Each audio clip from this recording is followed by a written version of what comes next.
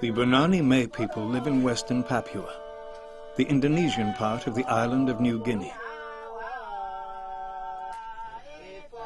They are up before dawn to build a house for their new chief, who has led the group since the death of his elder brother. They live a traditional lifestyle and keep out those who have embraced the modern world of their Indonesian rulers. They call it living inside the fence. Itapi is the chief of those who live inside this fence.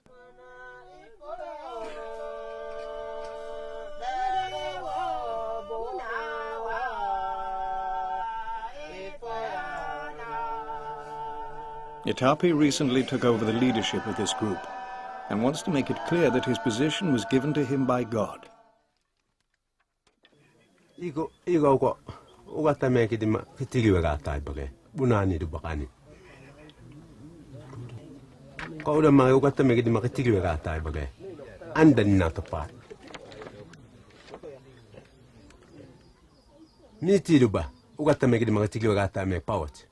Bunani di ba gwata me kidi ma tigyo gata me ani to go gwata me kidi ma tigyo gata iko ko gwata me kidi mi ntita manako